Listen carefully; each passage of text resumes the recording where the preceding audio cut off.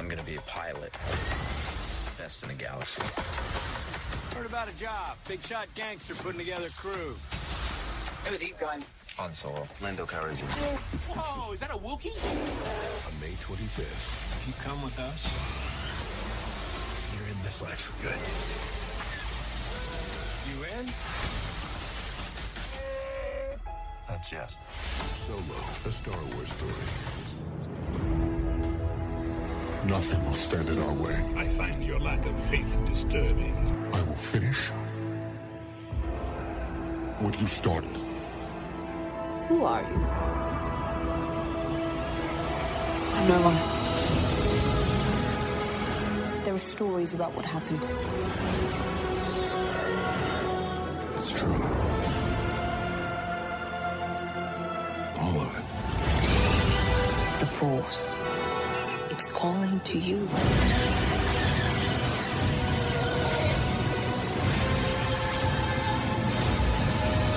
May the Force be with us. My nerd world. Just let it in. Ojaba. Why does she get a blaster and I don't? Ojaba.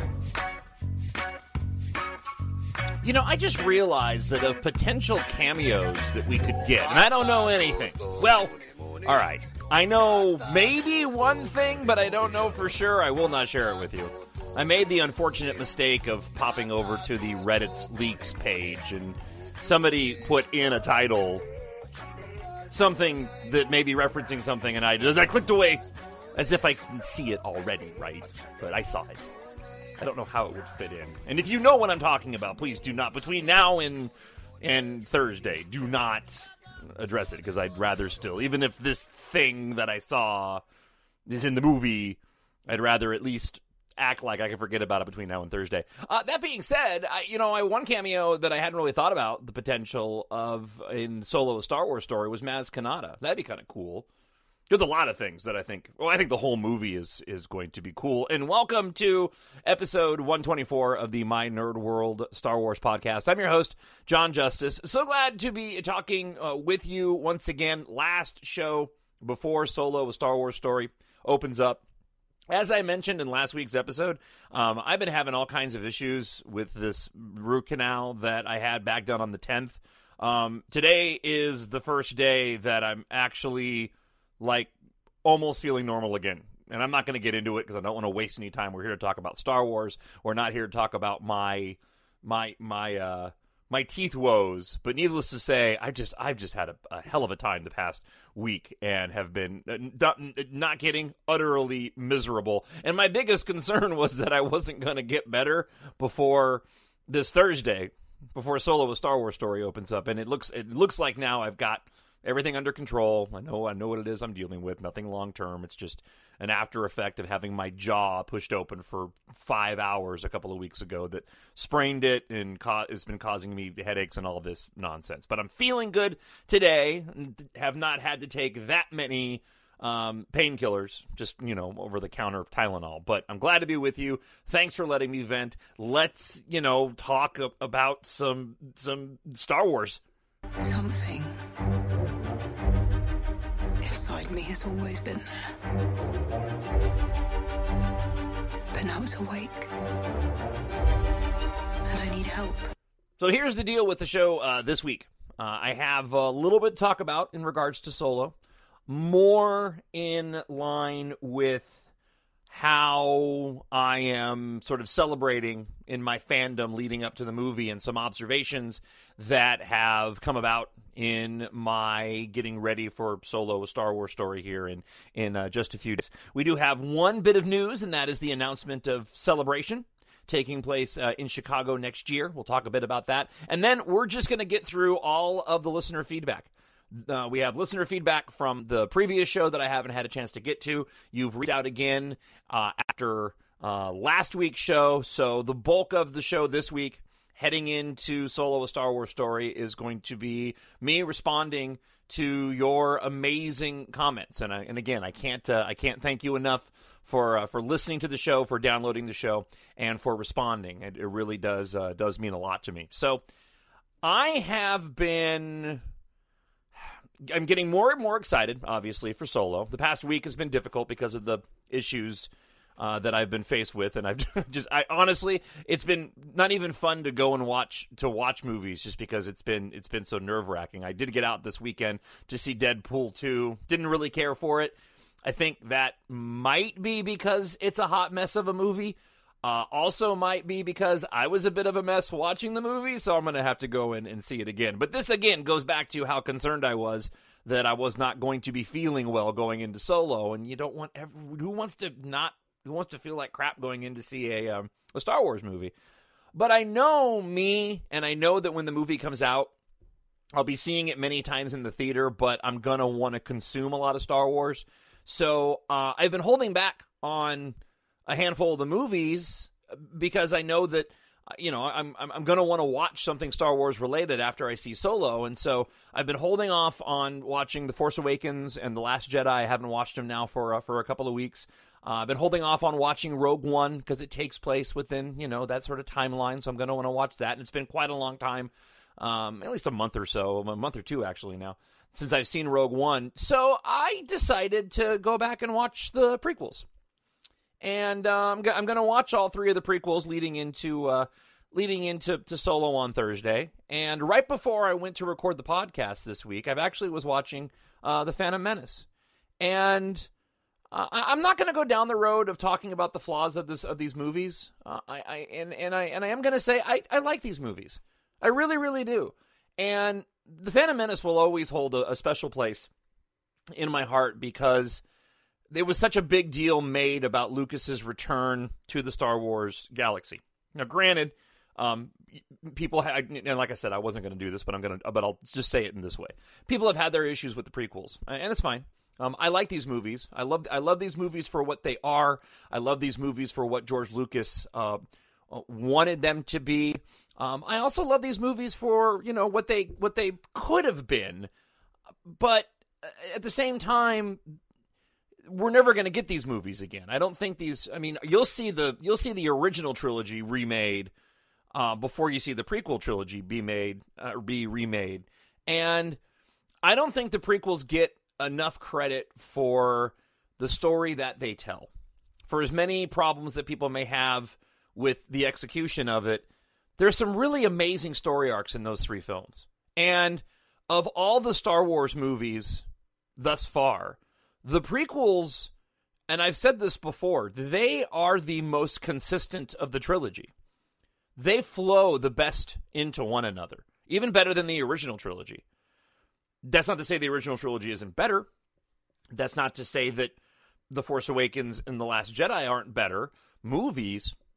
But that is to say, from movie to movie to movie, you can watch episode 1 to 3, and it never feels disjointed or disconnected. And that's largely due to the fact that George Lucas had basically the same team working on all three. So from a visual standpoint, from a story writing standpoint, from an acting and directing standpoint, they are going to be consistent. But they're unique and special in that way.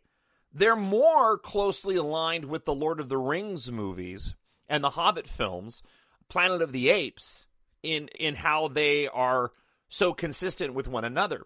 And watching The Phantom Menace, like I said, right before I started the show today, that story of Anakin Skywalker, you watch The Phantom Menace and you go into Attack of the Clones and wrapping up with Revenge of the Sith, and if you allow yourself to be immersed into the story of this person, Anakin Skywalker, I mean, maybe this is the obvious statement. I don't think people talk about it enough because they get too lost in their criticism of the prequels.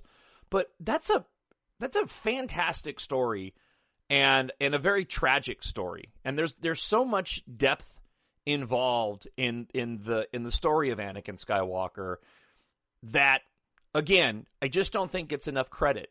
Annie being taken away from his mother and the moment where, 1, he finds out she's not going to go with him.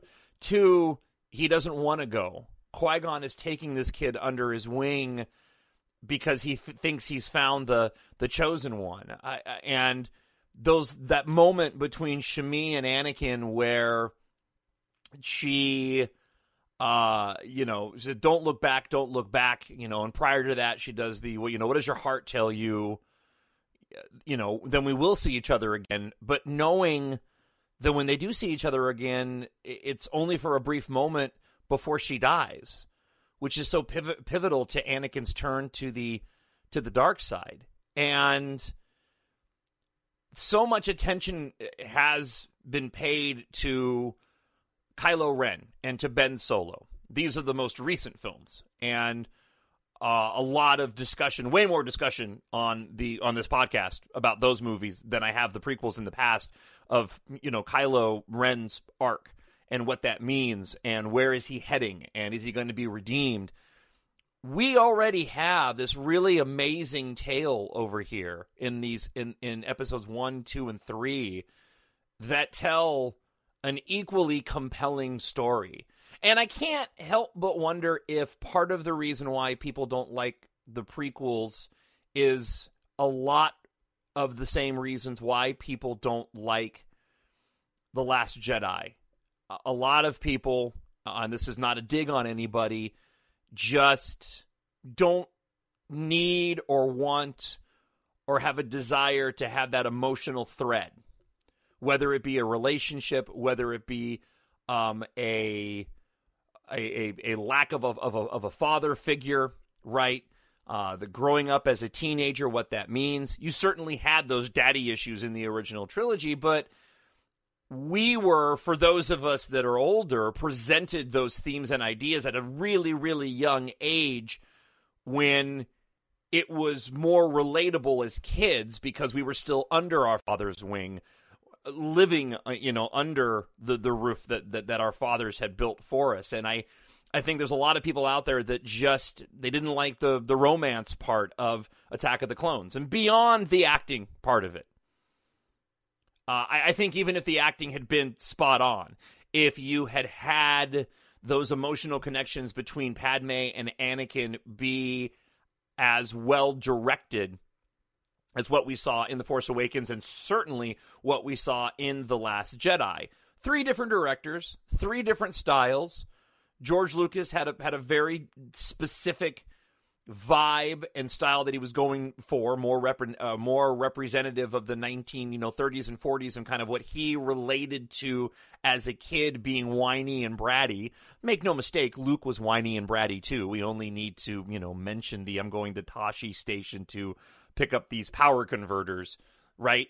But I do think that a lot of the criticism of especially Attack of the Clones, because I love Attack of the Clones, and people just, it's so weird to me, because Phantom Menace for the longest time was the one that everybody really put last on their list, and suddenly now it's become kitschy for Attack of the Clones to become last on their list, and I just don't understand that. I love that movie, and I think it has to just be that romantic part, because in my opinion, Attack of the Clones is just as good a movie as Revenge of the Sith is.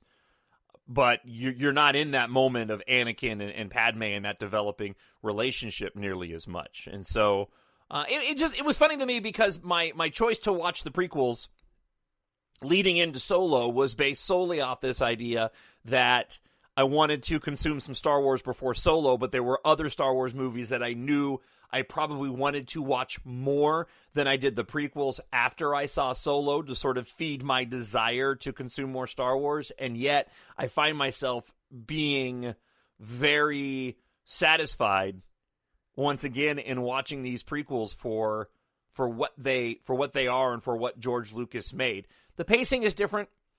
The editing is different. They're not as stylized as the newer films. Certainly not Rogue One, Force Awakens, or The Last Jedi. But I find them I find them to have incredible depth and to be incredibly emotional and to not be given enough credit where credit is due. And one more quick point on that, and then we'll move over to a celebration and then get to your listener feedback. But we talked about it last week, this news of the Obi-Wan Kenobi potential movie being made, and I was listening to the Forcecast today, and they were talking about, one of the guys mentioned this, do we need an Obi-Wan Kenobi movie kind of thing, and that to me is the stupidest. This isn't on them, everybody's been saying this about Solo, right? But this idea of anybody saying, do we need this movie? Oh, give me a break, we don't need any movie, right? I mean, were we really clamoring that much for a sequel to Return of the Jedi? I think we all wanted new Star Wars movies, but I don't think the focus was solely on what happens after Return of the Jedi. It was just more Star Wars movies. Do we really need the story of how the Death Star plans got stolen? No, of course not. Do we really need a Obi-Wan Kenobi movie or a Solo movie? Well, no, but, do we really need any movie, for crying out loud? But the bulk of their conversation was surrounding, well, what do they do with an Obi-Wan Kenobi movie? Where is it placed? I talked at length about this last week, about how I imagine it'll be closer to Revenge of the Sith than it will be A New Hope, because, Obi-Wan Kenobi is supposed to be watching over Luke, and if he's older, that's going to be more difficult and all this. But going back to the prequels, to that question, do we need an Obi-Wan Kenobi movie? I think what people really are saying is they want a modern Obi-Wan Kenobi movie. Because these prequel films are just as much an Obi-Wan Kenobi movie for the most part in terms of a story arc as the Anakin story is. I mean, they're kind of in terms of coverage of individual storylines and arcs. I mean, Obi-Wan Kenobi's is just as crucial to the prequels as Anakin's is. Now, granted, when you get to the original trilogy, that's no longer the case, right? Obi-Wan Kenobi is a secondary character, but if you go and watch the prequels, and just for fun, go in and watch the prequels and look at the movies as telling the Obi-Wan Kenobi story, and not the Anakin story, and you've already got your Obi-Wan Kenobi story. I mean, the first person you see is Qui-Gon Jinn and Obi-Wan Kenobi in The Phantom Menace, and then Obi-Wan taking on Luke as his apprentice. And this is also why I think the Ahsoka-Anakin dynamic in Clone Wars and in Rebels ended up working out so well, because it was mirroring that Obi-Wan Kenobi-Anakin dynamic that we saw in the prequel trilogy. I want to see an Obi-Wan Kenobi movie. I don't know what that looks like. I don't know how much action it has in it. I don't know how much of it is more drama than it is action film. Do you surround him with other characters that handle that part of it? But if you ever want to watch Obi-Wan Kenobi in action, go watch Revenge of the Sith, for crying out loud. I mean, to talk about tragic, those final moments between Anakin and Obi-Wan on Mustafar, I mean, just gut-wrenching. You were my brother, Anakin. I loved you. I mean, just absolutely fantastic stuff. And one more quick point on that. I don't think you'll ever find a prequel hater that would be honest enough to admit it. But I don't think... No, I'm going to take that back. I know there would not be a desire. Because there seems to be this... when you say we didn't need a Solo movie, but the fans have been asking for an Obi-Wan Kenobi movie, we know this, right? The fans have been vocal, whether it's majority or minority. They have been very vocal about their desire for an Obi-Wan Kenobi movie. That would not be the case were it not for the prequels. It just wouldn't be.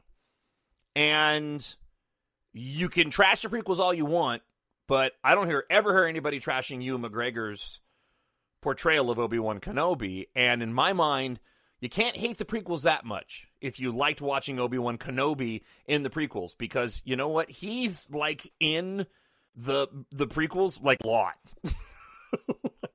I mean, like a lot. Like we spend, I'm sure somebody has done it. You know what? I'll make a note. Okay, time, Anakin versus Obi-Wan. I would be very, very curious to find out how close the screen time is. How much screen time of Anakin Skywalker and Obi-Wan Kenobi, how closely aligned they are throughout all three of the prequel films. I bet there's even a possibility that we have more Obi-Wan. Maybe.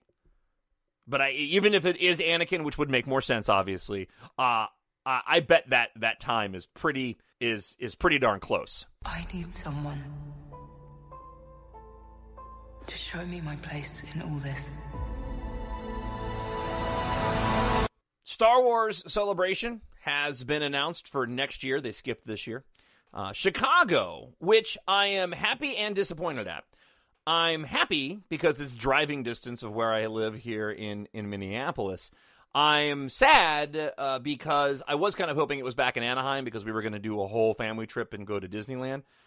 But at the same time, I am really excited that, one, we're getting another Star Wars celebration, and two, that it will be really close and within driving distance of where I live now. April 11th through the 15th, they're doing 5 days this year, into a Monday, which is odd. So I guess the closing ceremonies will take place on Monday. I've been to one celebration, and that was the 2015 Anaheim celebration. I went with my son, Logan, my oldest, and had a great time. Didn't get to spend nearly as much time at Celebration as I wanted to because Logan loved Star Wars, but he was also at that younger teenager age where it wasn't totally, I think he was like 13 at the time. Wasn't, he's into it, but not in the way that I was. And so we're trying to figure out how we're going to do Chicago next year. And it's going to be a big one because that's probably going to be where we get our first Episode 9 trailer, full trailer at least, right? We're going to have the new cartoon will already be out, Resistance. The live-action TV show will have probably more details on, maybe the first footage. I imagine we'll get details on Rian Johnson's trilogy and the Game of Thrones series of movies. And by then, if the Obi-Wan Kenobi spin-off film rumors are true, then I would imagine that we'll be getting a lot more details about that Obi-Wan Kenobi movie come time for Celebration next year. I'm mostly excited to be able to join all the fans again, but it being the Episode 9 year, I really think that Celebration in Chicago is going to be a real special time. And I can't personally wait to go. I'm hoping to spend the at least 4 days there. I'll probably have to come back on Sunday. And I'm going to see, and we'll see, because this is something that I have been wanting to do for a while. I'm going to see about the potential of doing a show live from Celebration next year. I really would love to do that. And hopefully many of you who listen will be coming out for it. And that would just really bring me a lot of joy. I think that would be so great to be able to do the show live, to have you who spend time with it every week come on out and join me with the show. So I'm going to do my best to make that happen in some capacity, because we're already talking with the full-time show that I do here on Twin Cities News Talk. The group that I work with, Andrew, who does the show with me, and then our producer, Samantha, we are all talking about maybe doing our radio show from Chicago for the week so we can spend the week at Celebration. So if that's the case, then I definitely will have the opportunity to do the podcast there. So that's what I'm really hoping for. I was so excited to hear about the news. Tickets go on sale on June 5th, so a little over about a week, actually a week from tomorrow. Tickets will be going on sale, and get your rooms early if you're planning on going. And I hope that we have the opportunity to again do the show live, and for me to get a chance to meet everybody. This is not going to go the way you think. All right. We have so much listener feedback, and a couple of these are actually a lot older than just a few weeks ago. I didn't realize that a handful of feedback landed in one of my email folders, and I'd moved them at one point. I had one folder specified for Star Wars, and a handful of emails ended up in there that I never got a chance to respond to. So we have a couple of emails I think go back to March, and then a lot of feedback from 2 weeks ago, and then everybody who wrote in the past week leading into to Solo. So many of these are from, I didn't compile them based off of person, I compiled them based off time. So several of you have written in several times, and I want to make sure I answer all your emails. So we're going to be revisiting comments from many of you through the course of when you reached out to me. And again, talkshownerd at gmail.com, and of course all the comments I grab them off the YouTube page as well. So let's dive right into it, and we'll start off with Betty. Betty writes, I've listened to a number of your podcasts over YouTube, enjoyed them so much. The Last Jedi felt like a great movie to me, loved it from beginning to end. I read someone saying, of course she closed the door on him, being Kylo. They're on the Falcon, and they're ready to take off. You can't do that with an open door. It's not over. she goes on to say. Wasn't JJ executive producer on The Last Jedi? Yes, he was. He had to have known how it was going to go. And somewhere he made a comment about making Force, probably The Force Awakens, she meant, and how Star Wars was a fairy tale, and everyone loves a prince and a princess story. You can see things in The Force Awakens now, as you said, you didn't see then. In the midst of it all, it was setting up Reylo. JJ won't abandon it. And that, of course, is going back in reference to the comment that kind of got me in trouble with many of you about how I said that JJ wouldn't go there. I'm not going to re-explain myself. I did on the previous episode. Getting back to more of Betty's email, other important Star Wars characters seem to go off and be by themselves. I didn't expect Luke to be the same farm boy hero he was 40 years ago. Forgot about Luke throwing the lightsaber in Return of the Jedi. I laughed when he threw it over his shoulder. Luke did then become, though, through his sacrifice, the true hero he was. The movie is going to be seen as a masterpiece as time goes on, and the haters will be left in the dust. Rian Johnson loved Star Wars, and he proved it. For some reason, I think they did think Kylo was going to be Vader, so that's not working out. Vader came on as a full villain. He was just bad. Not until years later did we get a backstory. Kylo is someone we get to know. Let me back up here real quick. And I saw this on Twitter the other day, and I thought it was damn genius. All the complaints over Luke Skywalker and the choice that Rian Johnson made, right? I can't believe I didn't even pick up on this.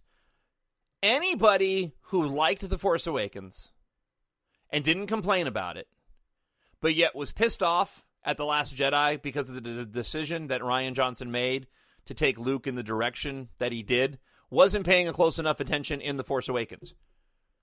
We already know in The Force Awakens where Luke is at. Han says it to Rey and to Finn on the Falcon. His apprentice turned on him, destroyed everything. Luke felt responsible and went into hiding. We already knew where his head was at. So it is completely unfair for anybody to criticize Rian Johnson for making Luke Skywalker put himself in exile and not being the hero that their headcanon told him to be, because we were already told that in The Force Awakens. And then when I saw that, I went, oh my gosh, you're totally right. And I mean, I never had a problem with it, so I wasn't looking for it. I never had an issue with that decision. Being an older fellow myself at 45 years old, going on 46, yeah, people change, and life's not easy. Who is the hero? I mean, I guess some people are, but I'm certainly not. I mean, I'd like to feel like I'm wiser in my old age, but I'm certainly not any braver or heroic than I was when I was younger. When you get older, you assess life, and things take on different meaning to you. A lot of time had gone by. There was no surprise at all to me that Luke was in the situation and position that he was in. All right, Bonnie writes in, your excitement for Solo is contagious. I am counting the days. I like that TBS has a Star Wars marathon. Sure, I have all the movies on DVD too, but sometimes it's just as easy to see on TV. Talking about Force, May the 4th be with you, Star Wars Day. A local bakery in town makes Star Wars cookies for the 4th. Since I was traveling to see my daughter at her college on the 4th, I brought Star Wars cookies to my daughter's dorm. I was so proud of this younger generation when I walked in, and some kids were watching the marathon in the common room. They all got Star Wars cookies. And Bonnie also mentions that at the Heathrow Airport, they had changed the departure and arrival times to be talking about Star Wars and Star Wars related places. So that was pretty cool. All right, let's move over to Ben. Ben writes in, I just want to flesh out my PS from my last email real quick. As cool as it would be to see an Old Republic movie, I think that Rian Johnson will stay away from anything that's been handled at all, EU or otherwise. Starting with a blank slate is what's going to keep it fresh, exciting, and get us to a new level of Star Wars. I agree whether it's... I do believe that Rian Johnson or the Game of Thrones guys are going to be tackling one of them. is going to be tackling an era prior to The Phantom Menace. I do agree with you in this sense. The idea of it being Old Republic, I think we need to remove that from our from any headcanon that we have. You know, we know the Old Republic just in passing, you know, Guardians of Peace and Justice in the galaxy, right? There's some casual mentions of the Old Republic, but I think that they can go back to that era, but they can completely start fresh. So that is to say that Ben, I do think that perhaps if Rian Johnson does go to that era, it may not have any similarity whatsoever to what we have seen in the past when it comes to the expanded universe now, Legacies, and the Old Republic. Does that make sense? So it may be Old Republic era, but they could completely start fresh with a totally different version. You know, I would like to see them go. I would like to see them go way far back in the timeline. Because we do know there's obviously history there and the idea of the Sith Wars, but they can go and create something fresh and new about the origins of the Force and what was the galaxy like 1,000 years prior to the Phantom Menace. I mean, that is a pool that you can swim in and have a really great swim. What a bad analogy. That's a place, that's a part in the timeline where you could really go and just open it completely up to something fresh and new that we've never, ever seen before. Ben goes on to say, I know you've talked about Reylo a lot and probably just done with it. Never. I just want to throw in my 2 cents. I love Reylo, and I think what Reylo is now currently is perfect. I don't think it will work if they go all the way with it. It's a Mulder and Scully situation. The shippers are satisfied with the tension and the love, and they love to speculate, and the non-shippers are cool with more in-the-air relationship. It will obviously have to go somewhere for this last movie, but for now, I think it works. Since when does romance not work in Star Wars? Han and Leia, Anakin and Padme, C-3PO and R2-D2. Did I miss something?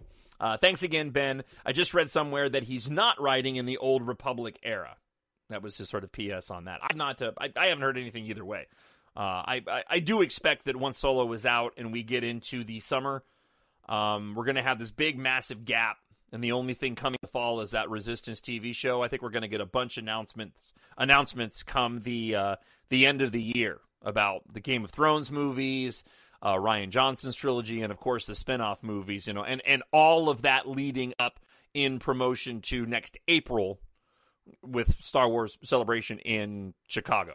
All right, Serial Chiller writes, I'm getting more excited about the Solo movie too. I can't really help it listening to your show. Always appreciated in your enthusiasm. I'm 28. I've been watching Star Wars since I was very young. Serial Chiller, you're still very young. I'm just letting you know that. We watched a lot of movies as a family growing up. We listened to a lot of music too. Thanks, Dad. Even this is kind of cool. I mean, not kind of cool. It is cool. Even just the sound effects of the blasters and the sabers make me feel so much sentiment. Star Wars is part of my soul forever. I've always loved Han Solo and Harrison, so I'm still not sure about seeing another face, but I will wait to make my judgments. Really excited about Donald Glover, though, and I do want to see how Han meets Chewie. On a Reylo note, do you think we'll get a kiss in Episode 9? I really, really want a Reylo kiss. It's all I ask for. Thanks for sharing with us, Casey. Okay. Boy. I know a lot of you guys have already answered. You were listening, and you've already said your comment. I don't know. I don't know if we will. I immediately, when you ask that question, my instinctive reaction was, yeah, but if we do, I don't think that's going to go down well for Kylo. I think if there is that level of romantic embrace with a kiss, I think that it's going to come at a very dramatic moment, which, again, would probably not end well for Kylo Ren, meaning it's sort of a kiss goodbye sacrifice kind of thing. Look, I know nothing. Don't get mad at me. That was just my instinctive reaction. Anything is possible. We'll see what J.J. Abrams does. Let's move on to the next one, shall we? Gen Next 7 writes, how cool is it to think that George Lucas might have had a small influence on directing the Solo movie? agreed with your point that Star Wars is changing, and I think it's in good hands with Disney, especially given how well they shape the MCU. Great time to be a Star Wars fan. For May the 4th, I proudly wore my embarrassingly tight-fitting Star Wars t-shirt and went online and treated myself to a new Black Series Admiral Piet action figure exclusive. Thanks for reading our comments. You know what? Don't feel so bad. One, I'm wearing a different Star Wars shirt every day this week leading into Thursday. That is different from normal days, by the way. My fellow co-host and producer made the comment that I have like one of three things that I wear. It's a Star Wars shirt. It's a Dale Jr. t-shirt. There was another t-shirt. What's the other one? Well, not Dale Jr., just a NASCAR t-shirt in general. Oh, and Depeche Mode. But I did correct them to say that whenever there's guests in studio, I do get more dressed up. I don't wear just t-shirts. The other days I do sort of dress casual because I'm on the radio. It doesn't matter. But what I was going to mention was this treating yourself. So because of all this tooth pain, headache nonsense, I usually have 2 bottles of wine on every weekend. And so I'm wanting a bottle of wine on Saturday night and a bottle of wine on Sunday night. With my head hurting the way that it is, it's just not worth it. I don't want to risk it, and sometimes I get headaches when I drink. So I haven't been spending the money that I normally spend on wine. So I decided, well, that money can't go to waste. So I've been buying more Star Wars toys. I actually have a Han Solo Millennium Falcon, the smaller version, not the big one, the $30 one, not the $100 one. I'm looking at it right over there on top of my office Blu-ray player. Okay, let's get to some more comments. Mike B writes this: I disagree with you on what you said about Rey and Ben's story being finished with 9. I know people keep falling back on JJ's words of this trilogy will be the final chapter in the Skywalker story. That honestly could be taken multiple ways. Ben does not have a Skywalker in his title. You can speculate all day on the reason why they decided to make Solo the film that's between The Last Jedi and 9. My heart tells me that one of the reasons is because they're trying to tell fans, hey, remember the name Solo, because the name will be here a while longer. Just my thoughts. Well, and it's an interesting takeaway, and that wouldn't surprise me. I did hear a comment, and I'll give you about a minute. This is a comment that I heard. And I may have mentioned it last week, and it was Brian Young on Full of Sith. He made a comment. And he made a comment on Twitter, not spoiler, but it does relate to Solo. And I have no idea what it means. So I'm just going to throw it out there. If you don't want to hear it, then skip ahead about 30 seconds. Okay, and you'll miss it. So in 3, 2, and 1. The comment that he made was that after he saw Solo, he immediately went back and watched the final duel in The Force Awakens between Kylo Ren and Rey, and that it took on different meaning for him. I have absolutely no idea what that could mean. If you do, don't mention it yet. We're all going to find out on Thursday and Friday this week. All right? So don't bring it up. But I thought that was a very, very interesting comment. And we are back from Spoilerville. All right. More listener feedback. And we are back to Bonnie. Bonnie writes in, I have not read any spoilers, and I'm psyched about the Han Solo movie. Here are some things that I would like to know. I thought we, the audience, were led to believe that Chewbacca stays with Han due to a life debt or because Han saved Chewie's life. Will we see that event in this movie? I do believe we see a version of it. I don't think it's what we're all accustomed or what we think. I don't think it happens the way that many people say that it was supposed to happen. I am always curious at how all the groups can communicate with one another, language to language, given that all of them are not as skilled as C-3PO. In the Star Wars world, I wonder if everyone is just great at learning languages, or do they have something like Babelfish to aid in translation? I don't see the movie sort of laying that out apart from, you speak that, yeah, I do. Nobody really questioned how Rey knew how to speak droid when BB-8 shows up. That seems to be the kind of stuff that's better handled and talked about in novelizations of the films. Bonnie goes on to say this. It seems like the dice have been an important symbol of Han in The Last Jedi as well as the novel. How will the dice play a role in this movie? Where does he get them? How does he use them in the game with Lando? I am so excited because I got tickets for the family for Thursday night at 6, and it's the special fan event. And I just found out today that as part of the fan event, one of the things we're all going to be getting are a pair of dice for everybody that bought tickets. I am so jazzed about that. I've got a 2014... I think I may have mentioned this, but I'm going to bring it up. I did mention it, but I'll bring it up again because it's relevant to this conversation. I have a 2014 Kia Forte Coupe, a 2-door. I love that car. Favorite car I've ever owned. It's exactly the same shade of blue as Han Solo's speeder from the beginning of the film, right, when he's on Corellia. It's the exact shade of blue, which is awesome. I cannot wait to get the dice and hang them for my rearview mirror. I'm so excited about that. All right, more of Bonnie's comments. Let's see. In the previews, Han says he was kicked out of the academy. Will we see or learn when Han did to get kicked out of the academy? Yeah, I'm pretty sure we do. Again, I'm just fairly certain this happens just from watching the trailers. What planet or planets will be featured in the movie? Will Han's home planet of Corellia be a location in the film? Yes, actually it is. The beginning of the film and some of the opening shots from the trailer where you see him in my car is Corellia. We also know Vandor's in the movie. That's where the convex train is at. Apart from other locations in the film, I do not know. All right. I think you or someone else I heard mention how Han says, I have a good feeling about this in the Solo movie, but later in the Star Wars movies, he usually says, I have a bad feeling about this. Are we going to see failure after failure as Han learns the ropes of smuggling in these movies? Do these early trials make him jaded? Does Han run into Jabba this early in his career? Again, going back to the things that people want to see.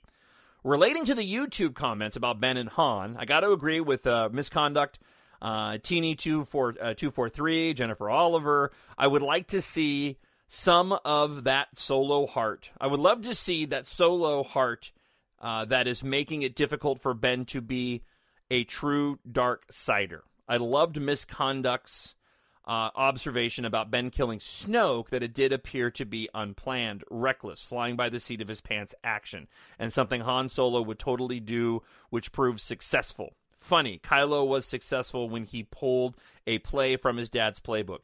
And I am very curious about that. I want to see that too. I'm not thinking about it much because I don't want to be so sold on the idea that I get disappointed if they don't see it. But I'm hard-pressed to think that Kasdan writing the Solo movie and having co-written The Force Awakens, which began to tell Kylo Ren's Ben Solo's story, that they wouldn't have, connected the two together via these two screenplays between the father and the son, and provided some parallels there. Last, I noticed that Daniel Logan's IMDb page is rumored to be. He's rumored to be in a Boba Fett Star Wars Underworld TV show, but I saw no listing for Solo, a Star Wars story. That Underworld TV show has been scrapped. That's some of the that was a George Lucas era show that was being developed, and they had they had like a full season, if not 2 seasons worth of scripts that were developed for that. And I think that entry on IMDb was just fan speculation. It does raise an interesting question that because I have no idea if this happens, if there is an appearance by Boba Fett in the Solo movie and he doesn't have his helmet on, who would you rather see? Would you rather see Tamira Morrison or would you rather see Daniel Logan? I originally thought Daniel Logan, who played Boba Fett in the prequel trilogy, but the more I thought about it, and I think I brought this up last week, but the more I thought about it, it would certainly need to be Tamira Morrison because his son that he took as payment for allowing the clones on Kamino was a direct copy of himself. So he wouldn't look like Daniel Logan when he got older. He would look like Tamira Morrison. I will geek out if that's the case, by the way. That would be just amazing to me. That would be so great. All right. Amanda writes in, I watched Jedi Council before I watched Jedi Council before, Kristen Harloff, when it was AMC Movie Chat. And this goes back to my comments that I had of my frustration with Christian Harloff and some of those on Collider Jedi Council. I had to leave as well. I couldn't watch it anymore. I tried watching this week again, and Ken Knapsack was hosting it with Christian Harloff, and I watched about halfway and I turned it off. I just, and I don't want to repeat what's going to be said here, but Amanda's echoing Amanda and Jennifer in these next two comments are echoing my frustration. I had to leave many other channels and podcasts that I truly loved that were Star Wars based. And like you, it isn't because because they didn't like The Last Jedi or the Disney direction. It's because of the constant negativity and bitterness and refusal to understand that art is subjective. I will confess I'm not a big fan of the prequels, Amanda writes. How dare you? I'm just kidding. But then I started babysitting a family of little Star Wars enthusiasts, and they loved the prequels and Jar Jar Binks. And I realized it would be utterly selfish for me to taint that love for them. I mentioned earlier I was watching The Phantom Menace before doing the show this week. I was laughing at Jar Jar. I don't think I've ever laughed at Jar Jar. I think a part of it was that I'm just so happy that I'm feeling better after just being in so much pain for the past 2 weeks. That I'm kind of giddy at everything. I'm a giggle box, though. If I can just be a child for a moment, it drives my wife nuts. I giggle at everything, especially when other people are around. I laugh when I'm by myself. If other people are around, yeah, I'm laughing louder. I can't help it. It's just how God made me. I realized it would be utterly selfish of me to taint that love for them. My dad hated Ewoks. I love them. Hey, I still have a VHS of the Ewok Adventure. I don't have any of the Ewok Adventures. I should get on that. And the Star Wars universe is huge. That's the reality of our world, right? There's going to be Ewoks, Jar Jars, Porgs. It's going to get under your skin. For Star Wars to be truthful, as good as art is, there's going to be the grotesque and the adorable, the elegant canto bites and dirty cantinas. And look, Amanda's absolutely right. And again, I like to point out, in case I said this stuff last week, I don't want to repeat myself, so in the off chance that maybe I am, I may have mentioned this last week, but there's a big, big difference when you look at the Marvel Cinematic Universe and Star Wars movies. The Marvel Cinematic Universe, there's fun movies, right? Infinity War is great. I love the decisions they made in that. But in terms of directorial styles, you're not getting a whole lot. I mean, they're pretty standard. The Force Awakens has got its J.J. Abrams element to it, but Rian Johnson's movie, it's a piece of art, man. I mean, it really is.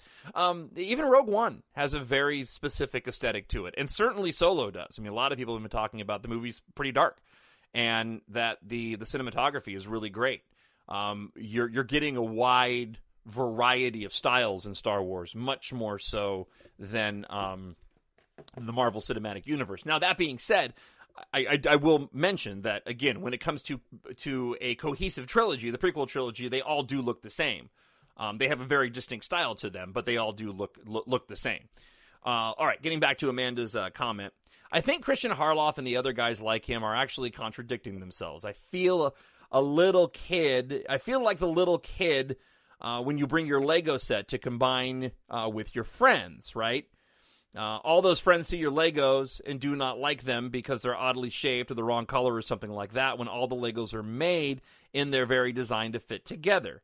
All these nitpick reasons, instead of them realizing that they just refuse to expand the kit that would make their Lego creations richer and more complex in layers. With all these labels of Rey is a Mary Sue, Reylo is abusive, Rose is a social justice warrior, shoo-in, arg, writes Amanda, then just don't watch the movie and go for what you love. For hate cannot drive out of hate, only love can do that. So Star Wars fans, embrace the truth of roses. That's how we're going to win, not fighting what we hate, but saving what we love. All right, moving over to Jennifer Oliver. I do sometimes listen to other YouTube channels. Shame on you. Mine's the only one you should listen to. I totally don't mean that, by the way. I listen to a ton of podcasts. I probably delete more than I listen to. I'm amazed at how often each week I have all my podcasts show up as they get released throughout the week, and I'll just kind of go, nope, delete, nope, delete. I won't say which ones, but Sometimes I do, depending on the subject matter, but a lot of times I'll go into the details. What are they covering this week? And I actually do want to talk a bit about that a little bit later on, why I do that. Not as quickly and regularly as yours. One reason is the quality of the show. Oh, thank you. I do this whole thing essentially live. To peel back the curtain a little bit, this is not a, I'm great, okay? I've been doing radio for 22 years, so I know a bit about what I'm doing. But honestly, the program that I use on Spreaker, I've got a live production board here. I don't edit this thing at all. The only time I ever edit is when it goes long, more than 45 minutes, because I can only record 45 minutes at a time, and I have to put the pieces together. Otherwise, I'm playing all this stuff live. So when you hear me put in a drop... There has been an awakening. Have you felt it? I'm doing that on the fly. So I just... I may close a gap or two when I go and put it together if it does go long like this week. But so my point being, Jennifer, the fact that you were talking about the quality of the show makes me laugh a little bit because I'm really I just kind of go, and the shows are just kind of what they are when I'm done. And that's just from a sort of a bit of more behind the curtain. That's just because what I'm used to. When I do a live radio show, you don't have time to edit, right? So in my mind, why am I going to stop and start if I don't have to? I'll just act like it's live and, not bother going back and fixing it. I tried to do that once early on with some other podcasts where I tried to trim out the ahs and the breaths and all that. Yeah, it wasn't worth it. So you get all of that. All right, let's get back to our comments. On other shows, it isn't even what the people say who put their show together, but the negative comments left by people. Just full of venom and profanity. I remember you mentioning how you have deleted comments here and there, and I just wanted to thank you for that. It's one thing to bring up an opposing viewpoint, absolutely. It's another to spew trashy verbal diarrhea after someone puts time and energy into making a video. And those are the only ones that I've deleted. If you look on the threads, I don't delete ones that simply want to contradict or provide a different viewpoint. The only ones that I do is sort of when they hit that red line of being irrational, they're gone. This is a rare place where Star Wars fans can share their thoughts and feel like they are amongst fans who care about these movies and these characters. Thank you so much for that. Thank you for the kind words. As far as Solo, show me some of that heart that Ben got from his dad. Even if you look at the courtship between three couples, Ben's intense, honest approach is very Han. Anakin had that intensity, but in a pushy, selfish way. It's fine that some respectfully disagree here. I'm not attacking him. I think a lot of what his age, which could lead to bravado and feeling invincible. It's funny, having a soon-to-be 16-year-old son provides a rather interesting perspective when you go and watch the prequel trilogy and Anakin and Attack of the Clones. Yeah, we were all stupid. Some of us never really grew out of it. I mean, I don't think I really matured beyond the age of 15, 14, 13. Out of the three men, though, I would say that Ben has the best heart. He always wants what's best for Rey. He looks out for her. He wants to give her the best thing he has, rulership of the galaxy. He's always honest with her, and his focus on her is just so loyal and true. We'll see if young Han Solo's heart can do any of that. Can't wait for this movie. Misconduct 1 writes this. My biggest thing I want to see are the parallels between Han and Ben Solo. He is his father, and I'd like some small moment where that connects these two characters. I'm pretty firm in my belief that Ben is more like his father than he is like Vader. For me, that's part of what creates a huge conflict within his character of Ben Solo. He wants so much to be like Vader, but it's never going to work because he's too much like his father. And part of his character arc for Ben, in my eyes, is that he's trying so hard to be something that he is not, which is why he's emulating Vader. It just doesn't work. It just doesn't work. It's why he's a terrible villain, just like Han was a terrible smuggler. In fact, the only time we see Ben Solo being successful, and I love this point, is when he's flying by the seat of his pants, trying to figure out a plan to bring down Snoke and help Rey in that moment. And in that moment, he's being a hero. Then he reverts back to emulating Grandpa and asking Rey to join him, and he fails miserably. So, I've seen speculation from others that they love for the end of this movie to show Han telling this story to a little Ben, and I'd be happy with that, but I doubt that's going to happen. Yeah, I just don't think timeline-wise it's going to end up happening, but, you never know. Great video, John. If you can't read this comment on the air, too late, I already did. It's cool, but please post an answer. Don't have to, because I responded.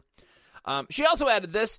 They actually gave Leia a first love in the Leia Princess of Alderaan novel. I thought it worked very well. It seems absurd to me that Han wouldn't or couldn't have had a love in his past. My thing is that I really don't want the love of his past to be on the same level or surpass the character relationship they developed between Han and Leia. I want Leia's character to always be the one for Han, the one who inspired him to be a hero, the one that he was always meant to be. Yeah, I can understand and respect that. I don't care. I don't want this to say that you can't understand where I'm coming from because you're a woman and I'm a man, because that's not true. I mean, that is true. You are a woman, I am a man, but I'm really only a man in the sense that I have that hardware and you don't. But what I'm trying to say is, from my perspective as a dude, I am personally okay if that relationship with Kira in Solo is as strong or maybe a little bit stronger than what he ended up with Leia. That does happen. That does not take me out of anything, and it does not strip away anything of what he had with Leia. If Kira, for some reason, met her demise, I mean, obviously she's not around, or they don't have a relationship anymore. In Solo, even if that relationship was stronger with Kira than he had with Leia, it would lend some credibility as to why he was, kind of the way that he was, and arrogant and cocky around Leia, sort of putting his guard up where he may not be that way, at least at the beginning of the Solo movie. I do think there's definitely going to be an arc where he goes from, I have a very good feeling about this, to I have a very bad feeling about this. All right, one more comment. Teeny243 says, every time I think I couldn't love this show more than I already do, you prove me wrong. Oh, you're sweet. This time, it's what you said about Christian Harloff. All right, look, don't get me wrong. If this ever got back to Christian Harloff, I don't know. I do like the guy. Okay, he's entitled to his opinion. I do agree, and this is what she's going to get into here. I do agree with a lot of her sentiment here. And I think she says it in the comment, but if she doesn't, I did read somebody make a comment that it just doesn't seem like Christian Harloff likes Star Wars anymore. Okay, and I'll get back to that, because there's more to that I want to unpack. But Teeny243 writes this. This is exactly what I am feeling every time he starts moaning and soul-searching when it comes to Star Wars. And I always felt I was the only crazy person to think so. If it wasn't for Knapsack, Nemiroff, and Riley, I would have given up on Jedi Council a long time ago. And it's not so much about him not liking The Last Jedi. Oh, here it is, yeah. It's the feeling that he has stopped truly liking Star Wars in general.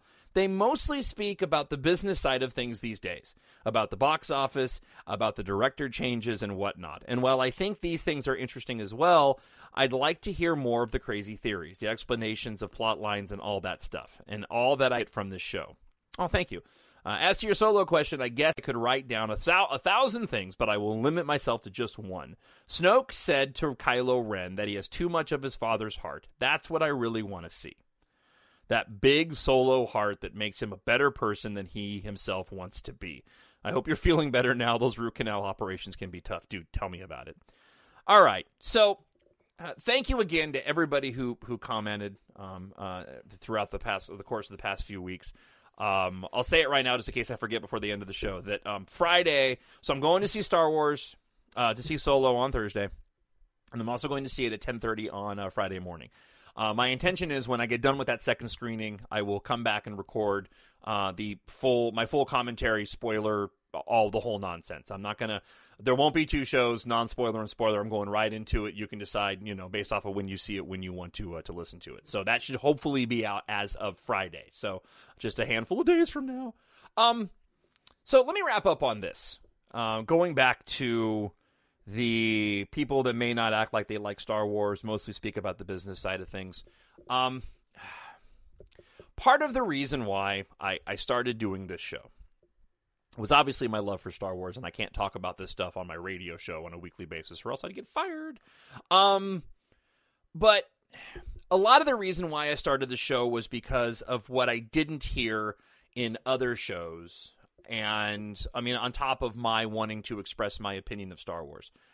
The biggest criticism that I have of other shows, and I look, I say this very lightly, there are, all the shows that I listen to are vastly more popular than mine, okay, and doing better than mine.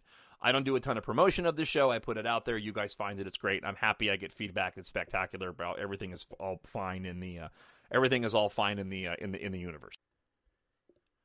There are very few shows out there that just talk about their fandom and how much they love Star Wars and what they love about it and why. And they get to the heart of these stories.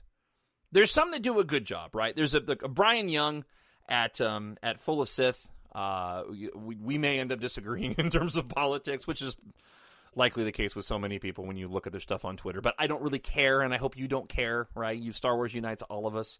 But Brian Young does a really, really good job.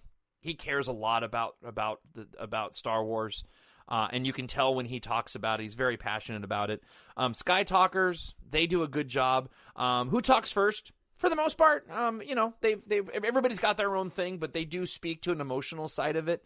I love listening to Brews and Blasters just because those dudes are just two dudes, and you can tell they just love Star Wars. They're not the most emotional of guys, but they're not afraid to express why they have the fandom they have. I've been getting just over listening to a lot of shows where they don't get into it, where they don't dive into how it touches them. There's one show out there in particular, and I'm not going to say what it is. Okay, the majority of you are going to figure it out. It's arguably the most popular one that's out there right now, and I'm just about done listening to it altogether because it's just no longer my cup of tea. They used to have some real great stuff in terms of inside information and spoiler stuff, but that's kind of dried up, and they've just become these multi-hour, just blah blah blah fest that it has so little to do with Star Wars anymore, and more specifically, they never talk about what they like about Star Wars. They never talk about why they're fans. And it just always seems so weird to me. And that's always been this way with this one particular show. They'll talk about Star Wars like that, and I don't doubt that they love it. I don't doubt it, but they never talk about why. They never talk about what it means for them. I've never heard that, and I just, we gravitate towards that which we can kind of relate to, and what we like to hear, and so that was part of the reason why I started the show, was that I knew that just because of what I do as a talk show host, I could take that and talk seriously and also have fun, but also be emotional about this thing that has meant so much to me and my life, and has in no small part crafted the person that I am today. It's not the most important thing in my life, but it's an important thing in my life. And it means the world to me. And it's connected me with friends, with family, with you. No one can ever take that away. And so many of these shows have just become, here's the news of the week, and here's this, and without getting into why these stories are so popular, why we love them so much. And to each their own. I think sometimes the news shows and the ones that tackle it, that's fine. But often, man, I want to hear more heart, right? I want to hear more about your love of this franchise. And not all the shows do that. And some of them, never do that. And so, when I pick on a show like Jedi Collider or say Christian Harloff, right, I do value his opinion, and I like what he has to say on movies, and I still have been listening to Collider Jedi Council and some other shows too, but I'm also very quick to turn them off when I feel like I'm wasting my time. And it's been more often than not as of late.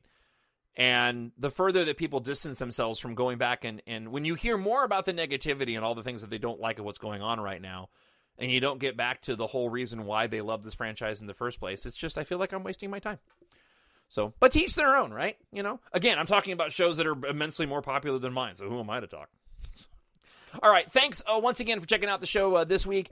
The next show will be Friday, late in the day, but it'll be my full commentary. I won't say breakdown or whatever. I'll just say my commentary, verbal, instant reaction from 2 viewings of Solo, a Star Wars story. Man, can you believe it? We're going to see 2 Star Wars movies, the closest together ever. Think about that for just a minute. For somebody that saw A New Hope in the theater as a 5-year-old, I am hours away from seeing a brand new Star Wars movie that's coming out in the shortest amount of time from the last Star Wars movie. I just think that's cool. I'm so glad that I live in this time. TalkShowNerd@gmail.com. Leave a comment on YouTube, Spreaker, Stitcher, Podbean. YouTube, as I mentioned, iTunes as well. Leave a rating, subscribe. Tell your friends. Follow me at My Nerd World on Twitter, and I will talk to all of you. I hope you guys enjoy this movie. I hope that I enjoy this movie. I cannot wait to hear your thoughts about what you think of Solo: A Star Wars Story. I'll talk to you in a few days. Bye. The Force will be with you. Always. My Nerd World.